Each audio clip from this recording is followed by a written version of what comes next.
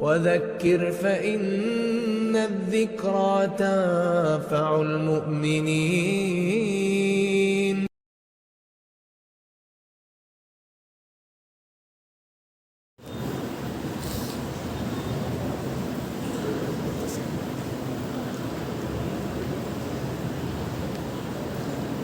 بسم الله الرحمن الرحيم. الحمد لله رب العالمين، والصلاة والسلام على أشرف الأنبياء والمرسلين محمد وعلى آله وصحبه أجمعين ومن تبعهم بإحسان إلى يوم الدين. أما بعد، محترم مصلین گرامی قدر، نوجوان دوستوں، پیارے بچوں، میرے بزرگوں اور ملت کی قابل احترام پردہ نشین خواتین اسلام، آگے اللہ تعالیٰ نے کفر، شرک کی سنگینی اور کافروں کا انجام بتایا ہے۔ اللہ نے کہا کہ جو لوگ کفر کی حالت پر مر جاتے ہیں، جو لوگ شرک اور کفر کی حالت پر مر جاتے ہیں، ان لوگوں پر اللہ تعالی اور فرشتے اور تمام لوگ لعنت بھیجتے ہیں۔ یہ وہ لوگ ہیں جو جہنم کے اندر ہمیشہ ہمیش رہنے والے ہیں۔ اس آیت کریمہ کے اندر اللہ تعالیٰ نے کافروں کا انجام بتایا ہے کہ کافر، ایک مشرک جب شرک پر، کفر پر وفات پا جاتا ہے تو اللہ کی بھی لعنت ہوتی ہے، فرشتوں کی بھی لعنت ہوتی ہے، اور تمام لوگ اس پر لعنت و ملامت کرتے ہیں۔ جیسے سماج کے اندر اگر کوئی آدمی بہت بڑا جرم کر لے تو پورا سماج اس کو تھوکتا ہے، پورا سماج اس کو برا بھلا کہتا ہے۔ چھوٹی برائی کوئی کر لے تو پورا سماج اس کو برا بھلا نہیں کہتا، لیکن سماج کے اندر اگر کوئی بہت بڑا جرم کر لے، کوئی بہت بڑا گناہ کر لے تو پورا سماج اس پر لعن طعن کرتا ہے، پورا سماج اس پر تھوکتا ہے، اسے ذلیل کرتا ہے۔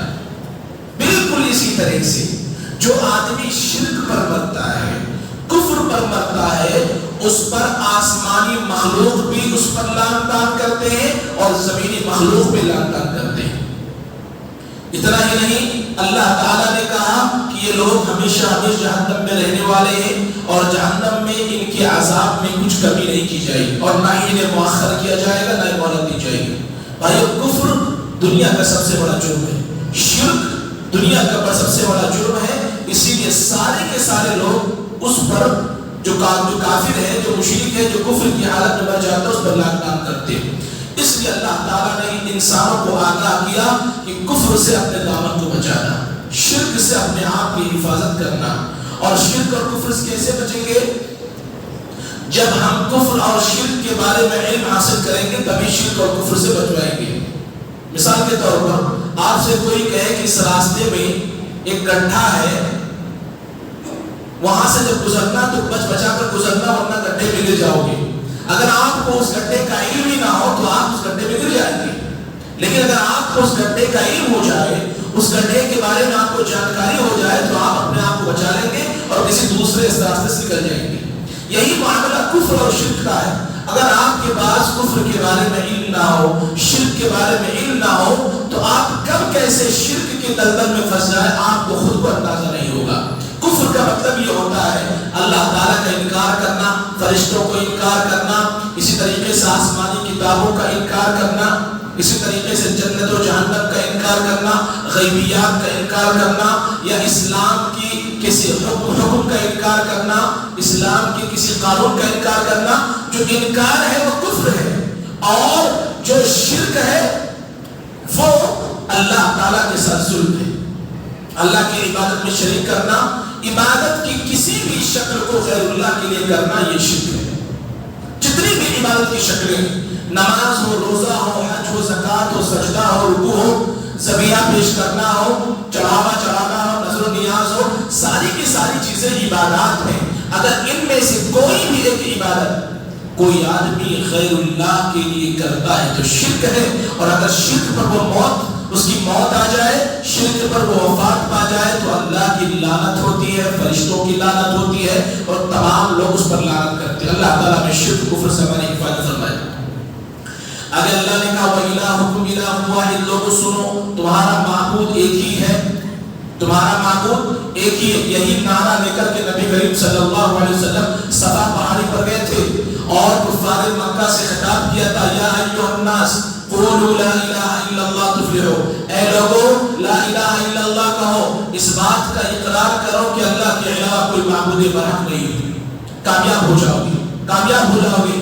جس کے پاس توحید کی نعمت ہے وہ انشاءاللہ تعالیٰ قیامت کے دن کامیاب ہوگا، یقین کے ساتھ کامیاب ہوگا۔ جس کے پاس توحید کی نعمت نہ ہو، دنیا کی ساری چیزیں اس کے پاس ہو، وہ کامیاب ہو ہی نہیں سکتا، وہ ناکام نہ ہو رہا ہے۔ لہذا توحید کی دولت سے اپنے آپ کو مالا مال کرو اور شرک سے اپنے آپ کی حفاظت کرو، اور جملہ عبادات صرف اور صرف اللہ کے لیے انجام دو۔ کیوں؟ کیونکہ تمہارا معبود برحق صرف اللہ تعالیٰ ہے۔ اگر اللہ نے کہا لا الہ الا ہوا، اللہ کے علاوہ کوئی معبود برحق نہیں، کیوں اللہ تعالیٰ معبود برحق ہے؟ الرحمن الرحیم، کیونکہ اللہ تعالیٰ رحمان ہے، رحیم ہے، کیونکہ اللہ تعالیٰ رحمان الرحیم ہے۔ اس کی رحمت کے بغیر ایک ذرہ بھی اپنی جگہ سے حرکت نہیں کر سکتا ہے۔ ایک انسان اس کی رحمت کے بغیر ایک سیکنڈ کے لیے بھی زندہ نہیں رہ سکتا ہے۔ ہماری زندگی کا ہر لمحہ اس کی رحمت کے بغیر ایک سیکنڈ کے لیے باقی نہیں رہ سکتا ہے۔ ہماری زندگی کا ہر لمحہ اس کی رحمت کے سائے میں گزر رہا ہے۔ لہٰذا یہ اس بات کا تقاضا ہے کہ جو ہم پر سب سے زیادہ رحم و کرم کرتا وہ معبود ہی ہو سکتا، کوئی اور نہیں ہو سکتا ہے۔ پھر اللہ تعالیٰ نے اپنے رحمان ہونے کی کچھ مثالیں دی، حالانکہ ضرورت نہیں تھی کہ اللہ تعالیٰ اپنے رحمان ہونے کی کوئی مثال دے، کوئی دلیل دے، لیکن اللہ تعالیٰ نے دلیلیں دی تاکہ عقل مند، ہوشیار مند یہ سمجھ جائے کہ اللہ کے علاوہ کوئی معبود برحق نہیں ہو سکتا، اللہ کے علاوہ کوئی خالق نہیں ہو سکتا، اللہ کے علاوہ کوئی رازق نہیں ہو سکتا۔ اللہ نے کچھ مثالیں ذکر فرمائی۔ اللہ تعالیٰ نے کہا ان فی خلق السماوات والارض، آسمان و زمین کا پیدا کرنا یہ اللہ کی رحمت کا مظہر ہے اور اللہ کے رحمان ہونے کی دلیل ہے۔ واختلاف اللیل والنہار، رات و دن کا آنا جانا یہ بھی اللہ تعالیٰ کی رحمت کا مظہر ہے اور اللہ کے رحمان ہونے کی دلیل ہے۔ اس کے بعد اللہ نے کہا والفلک التي تجری فی البحر بما ينفع الناس، یہ کشتیاں جو سمندروں میں چلتی ہیں، جن کشتیوں پر بیٹھ کر کے لوگ کاروبار کرتے ہیں۔ آج دنیا کا ایک بڑا حصہ، اکانومی کا ایک بڑا حصہ انہی سمندروں کے ذریعے سے ہو کر کے گزرتا ہے۔ انہی سمندروں سے ہو کر کے بڑے بڑے جو کاروبار ہوتے ہیں، بڑے بڑے بزنس جو ہوتے ہیں، انہی سمندروں کی سمندری جہاز، سمندری کشتیوں کے ذریعے سے انجام پاتے ہیں۔ یہ اللہ تعالیٰ کی بہت بڑی رحمت ہے۔ اگر یہ سمندر ہوتے اور ان میں کشتیاں نہ ہوتی تو آج دنیا کی بہت بڑی معیشت نیچے جا چکی ہوتی، دنیا کی بہت بڑی اکانومی نیچے جا چکی ہوتی۔ اس لیے آپ دیکھیں گے اس دنیا میں جتنے بھی کنٹری ہیں، جس بھی کنٹری کے پاس، جس بھی ملک کے پاس سمندر ہے وہ مالدار ہے اس ملک سے جس کے پاس سمندر نہیں۔ ایک بار پھر کہہ رہا ہوں، جس ملک کے اندر یا جس ملک کا کنارہ سمندر سے ملتا ہے وہ ملک کہیں زیادہ مالدار ہے اس ملک کے مقابلے میں جس ملک کا کنارہ سمندر سے نہیں ملتا ہے۔ آپ سروے کر لیجیے پوری دنیا میں۔ اور اللہ تعالیٰ کا بہت بڑا رحم و کرم ہے کہ اللہ تعالیٰ نے انسان کو دماغ دیا کہ زمین پر چلنے کے ساتھ ساتھ انسان نے کشتیاں بنائی اور سمندروں کے اندر بھی چل رہا ہے، سمندروں کے اندر بھی انسان چل رہا ہے۔ یہ اللہ تعالیٰ کا رحم و کرم ہے۔ اللہ نے کہا یہ میرے رحمان ہونے کی دلیل ہے۔ اب اگر اس کو دیکھ کر کے یہ انسان تو مجھے رب نہ مانے تو تجھ سے بڑا بیوقوف انسان دنیا میں کوئی نہیں ہو سکتا ہے۔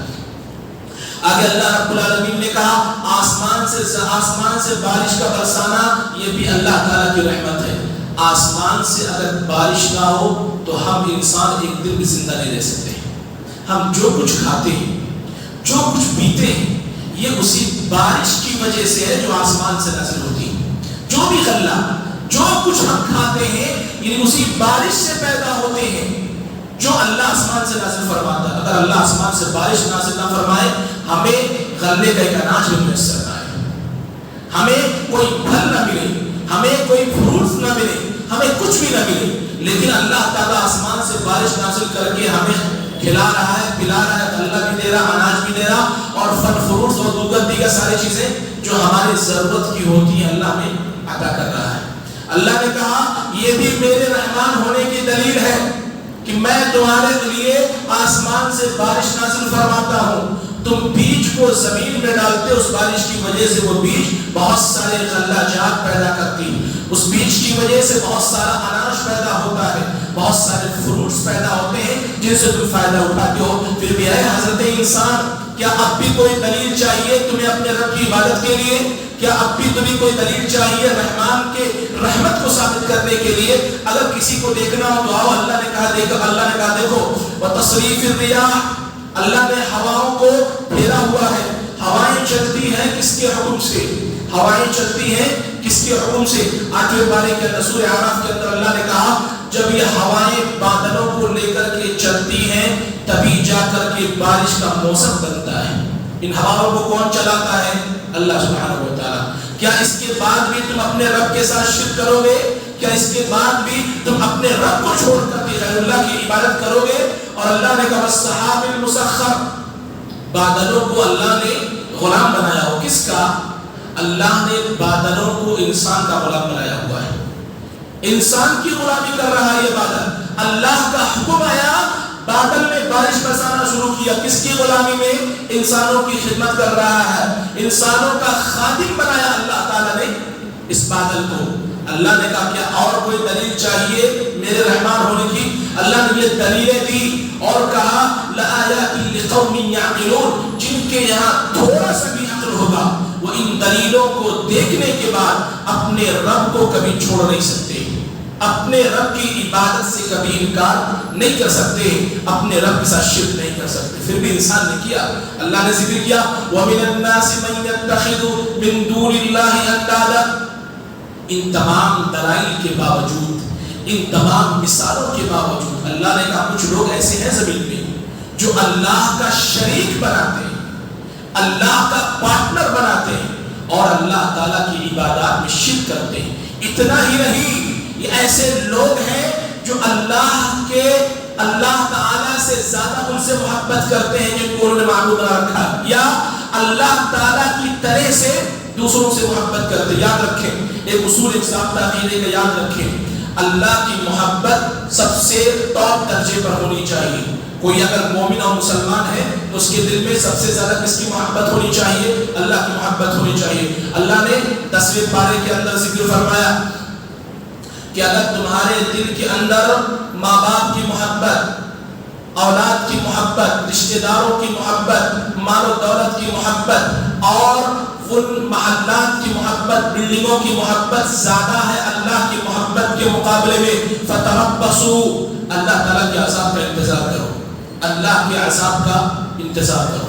لہٰذا اپنے محبت کا پیمانہ جانچو کہ تمہیں کس سے زیادہ محبت ہے. ایک طرف اللہ کی محبت یہ کہہ رہی ہے کہ اللہ کے علاوہ کسی کی عبادت نہیں کرنی ہے, ایک طرف انسان اللہ کے علاوہ غیر اللہ کی بھی عبادت کر رہا ہے. ایک طرف اللہ کی محبت یہ کہتی ہے کہ تمہیں اپنے نبی کی بات کو ماننا ہے اور نبی صلی اللہ علیہ وسلم کی سنت پر عمل کرنا ہے. ایک طرف انسان کیا کر رہا ہے؟ اپنے پیروں کی باتوں کو مان رہا ہے, اپنے پیروں کی محبت کے اندر مبتلا ہے, اپنے اماموں کے پیچھے چل رہا ہے. اللہ نے کہا یہ اللہ کی محبت نہیں ہو سکتی. اللہ کی محبت یہ کہہ رہی ہے کہ تمہارے لیے قرآن کریم اور نبی صلی اللہ علیہ وسلم کی حدیث کے علاوہ اور کوئی چیز حصول علم کا ذریعہ نہیں ہونی چاہیے, یا اتباع کا راستہ نہیں ہونا چاہیے. اتباع کا راستہ وہی ہوگا, پیروی اسی کی جائے گی جو قرآن کریم سے ثابت ہوگا اور نبی صلی اللہ علیہ وسلم کی حدیث سے ثابت ہوگا. تبھی جا کر کے یہ یقین کیا جا سکتا ہے کہ تمہارے دل میں اللہ کی محبت ہے. یاد رکھو اللہ نے کہا کچھ لوگ ایسے ہیں جو اللہ تعالیٰ سے یا غیر اللہ سے اسی طرح محبت کرتے ہیں جس طرح وہ اللہ سے محبت کرتے ہیں. اللہ تعالیٰ نے کہا یاد رکھو جن کی محبت میں آ کر کے تم پیروی کرتے ہو، عبادت کرتے ہو، ان کے نظر ریاض کرتے ہو، چڑھاوے چڑھاتے ہو، کہنے کو تو مسلمان ہو لیکن تم نے اپنے بزرگوں کو، اپنے ولیوں کو اللہ کی عبادات میں شریک کر رکھا. یاد رکھو اِذْ تَبَرَّأَ الَّذِينَ اتُّبِعُوا مِنَ الَّذِينَ اتَّبَعُوا وَرَأَوُا الْعَذَابَ. کل قیامت کے دن اللہ تعالیٰ ان بزرگوں کو کھڑا کرے گا، ان پیروں کو کھڑا کرے گا، اور ان قبروں میں مدفون ولیوں کو اللہ تعالیٰ کھڑے کرے گا. ان لوگوں کو کھڑا کرے گا جن کی آج پرستش کی جاتی ہے، جن کی مجاورت کی جاتی ہے، جن کے مزار بنائے جاتے ہیں اور ان مزاروں پر بیٹھ کر کے نذر و نیاز کیے جاتے ہیں، فاتحہ خوانی کیے جاتے ہیں، چڑھاوے چڑھائے جاتے ہیں. اللہ ان کو زندہ کرے گا، زندہ کر کے ان کو جہنم کا عذاب اللہ تعالیٰ دکھائے گا. اور اللہ سے کہا، اللہ ان سے کہے گا کیا تم نے کہا تھا اپنے پیروکاروں کو کہ تمہارے موت کے بعد تمہارا مزار بناتے اور تمہارے مزار پر وہ مجاورت کرتے، اس پر بیٹھ کر کے تم پر نظر و نیاز کرتے، چڑھاوے چڑھاتے، عبادات کرتے، ذبیحہ پیش کرتے. وہ کیا کہیں گے؟ تبرأ الذین اتبعوا من الذین اتبعوا ورأوا العذاب. وہ برات کا اعلان کر دیں گے. اللہ ہمیں تو پتہ ہی نہیں تھا، اللہ ان سے ہمارا کوئی رشتہ نہیں ہے. قرآن کریم آپ کو یہ بتاتا ہے. وہ کہیں گے جو قبروں میں مدفون ہیں کہ اللہ یہ میرے پیچھے کیا کر رہے تھے، ان کے بارے میں تو کچھ پتہ نہیں تھا، ہمیں ان کے بارے میں علم نہیں تھا. وہ برات کا اعلان کر دیں گے. وہ کہیں گے ان سے ہمارا کوئی رشتہ ہی نہیں، اللہ جو کرنا ان کے ساتھ کر. جب یہ پیر اور یہ قبر پرست دیکھیں گے بھئی جن کے لیے ہم محنتیں کر رہے تھے، جن کے لیے ہم نے سب کچھ قربان کر رکھا تھا، جن کے لیے ہم نے اپنا وقت قربان کر رکھا تھا، آج وہ ہم سے دور بھاگ رہے ہیں. کیا کہیں گے؟ وَقَالَ الَّذِينَ اتَّبَعُوا لَوْ أَنَّ لَنَا كَرَّةً فَنَتَبَرَّأَ مِنْهُمْ. کہ اے اللہ اگر تو نے دوبارہ دنیا میں ہمیں بھیجا تو آئندہ ہم بھی ان سے دوری بنائیں گے جس طرح آج ہم سے یہ دور بھاگ رہے ہیں. ہم بھی ان سے برات کا اظہار کریں گے جس طرح آج ہم سے یہ دور بھاگ رہے ہیں، ہم سے یہ جدا ہو رہے ہیں اور ہم سے اپنا رشتہ توڑ رہے ہیں. وَتَقَطَّعَتْ بِهِمُ الْأَسْبَابُ. اللہ نے کہا، اللہ تعالیٰ نے کہا کہ اس دن کوئی بھی سبب باقی نہیں بچے گا، کوئی بھی رشتہ باقی نہیں بچے گا. انسان ہوگا اس کا عمل ہوگا، انسان ہوگا اس کا عمل ہوگا. اللہ تعالیٰ اس کے بارے میں فیصلہ فرمائے گا. جس کا عمل اچھا ہوگا، توحید والا انسان ہوگا، صحیح عقیدے والا ہوگا، اللہ تعالیٰ اس کے بارے میں جنت کا فیصلہ فرمائے گا. اس کے بعد اللہ رب العالمین نے بیان فرمایا یا ایھا الناس کلوا مما فی الارض حلالا طیبا. کہ اے لوگو اگر تم حلال روزی پر زندگی بسر کرنا چاہو تو اللہ نے زمین میں حلال روزیاں اتنی رکھ دی ہیں، پیدا فرما دی ہیں کہ تم آسانی سے اپنی زندگی بسر کر سکتے ہو. تمہیں حرام کی ضرورت نہیں پڑے گی، تمہیں حرام کی ضرورت نہیں پڑے گی. اتنی روزیاں حلال اور پاکیزہ اللہ نے زمین میں رکھ دی ہے، پیدا فرما دی ہے کہ ایک مومن، ایک مسلمان اگر ارادہ کر لے کہ میں حلال ہی پر اپنی زندگی بسر کروں گا انشاءاللہ تعالیٰ، تو وہ کر سکتا ہے، بآسانی کر سکتا ہے. کب؟ یہ کب کر سکتا ہے؟ جب اسے یقین ہو کہ حلال راستے پر ہی میری زندگی گزر سکتی ہے. جب اسے یہ اعتماد ہو، اللہ پر یقین ہو کہ اللہ اپنے بندے کو بھوکا نہیں رکھے گا، تو وہ حلال راستہ کبھی نہیں چھوڑ سکتا ہے. آگے اللہ تعالیٰ نے کہا وَلَا تَتَّبِعُوا خُطُوَاتِ الشَّيْطَانِ. اور شیاطین کے نقش قدم کی پیروی نہ کرو. حلال روزی کھاتے رہو، حلال راستے پر چلتے رہو اور شیاطین کی پیروی نہ کرو، کیونکہ شیطان کی پیروی کرو گے تو تمہیں حرام راستے پر چلنا پڑے گا، تمہیں حرام راستے پر چلنا پڑے گا، حرام کاری کرنی پڑے گی، حرام مال کمانا پڑے گا، حرام کمائی کرنی پڑے گا. اور یاد رکھو، یاد رکھو شیطان کے راستے پر اگر تم چلو گے شیطان تمہارا امام ہوگا، اور شیطان اگر تمہارا امام ہوگا تو شیطان تمہیں کہاں لے کر کے جائے گا؟ جہنم کی طرف لے کر کے جائے گا. شیطان یہ جہنم کا مسافر ہے، جہنم کا ڈرائیور ہے. اگر تم اس کے پیچھے پیچھے چلو گے تو یہ تمہیں جہنم کی طرف لے کر کے جائے گا. اور جو حلال کو چھوڑ کر کے حرام پر چلتے ہیں، حرام کمائی کرتے ہیں، حرام کے لیے محنت کرتے ہیں، حرام کھاتے پیتے ہیں، وہ شیطان کے راستے پر چل رہے ہوتے ہیں. ان کا ٹھکانہ سوائے جہنم کے اور کچھ نہیں ہو سکتا ہے. اگر تم شیطان کو اپنا امام بناؤ گے، انما یامرکم بالسوء والفحشاء، شیطان تمہیں برائی کا حکم دے گا، تمہیں بے حیائی کا حکم دے گا اور تمہیں اپنے ساتھ جہنم میں لے کر کے جائے گا۔ اگر اللہ رب العالمین نے بیان فرمایا وَأَن تَقُولُوا عَلَى اللَّهِ مَا لَا تَعْلَمُونَ، اور تم اللہ کے خلاف ایسی ایسی باتیں کرنے لگو گے کہ جس کا تمہیں بھی علم نہیں ہوگا۔ جو شیطان کے راستے پر چلتا ہے وہ حرام کاری پر، حرام کے راستے پر چل پڑتا ہے۔ جو شیطان کے راستے پر چلتا ہے وہ بے حیائی کے کاموں میں لگ جاتا ہے۔ اسی طریقے سے اس آیت کریمہ سے یہ پتہ چلا کہ جو حرام کھاتا ہے وہ بے حیائی ضرور انجام دیتا ہے۔ حرام کا اور بے حیائی کا، حرام خوری کا اور بے حیائی کا بڑا ایک گہرا رشتہ ہے۔ جو حرام کھاتا ہے، حرام کمائی کرتا ہے، اس کے اندر بے حیائی آ جاتی ہے، اس کے اندر بے حیائی آ جاتی ہے، وہ بے حیا ہو جاتا ہے۔ اور ایک بار انسان بے حیا ہو جائے تو اللہ کے نبی صلی اللہ علیہ وسلم کہتے ہیں اذا لم تستحی فاصنع ما شئت، جب تم بے حیا ہو جاؤ تو جو چاہو کرو۔ پھر شیطان تم سے سب کچھ کروا لیتا ہے۔ یہ حیا ہی ہے جو انسان کو غلط کاموں سے روکتی ہے، یہ حیا ہی ہے جو انسان کو غلط راستوں سے روکتی ہے، یہ حیا ہی ہے جو انسان کو برائیوں سے روکتی ہے۔ ایک بار اگر شیطان کے راستے پر چلتے ہوئے تمہارے اندر سے حیا ختم ہو جائے تو تم سب کچھ کر بیٹھو گے، حتیٰ کہ شرک بھی کر بیٹھو گے۔ جس کے اندر حیا ہوتی ہے وہ شرک نہیں کرتا ہے، جس کے اندر شرم ہوتی ہے وہ شرک نہیں کرتا ہے، کیونکہ اسے پتا ہوتا ہے شرک کا راستہ ذلت کا راستہ ہے۔ جو شرک کرتا ہے وہ ذلیل ہوتا ہے۔ آگے اللہ رب العالمین نے باطل کا ایک جواب، باطل گروہ، باطل جماعت کا ایک جواب ذکر فرمایا ہے۔ جب باطل کے سامنے حق کو پیش کیا جاتا ہے تو بجائے کہ وہ کوئی دلیل پیش کرے یا حق کو قبول کرے، وہ کیا کرتے ہیں؟ وہ کہتے ہیں ہم نے اپنے آبا و اجداد کو ایسا کرتے ہوئے پایا ہے۔ کفار مکہ یہی کرتے تھے۔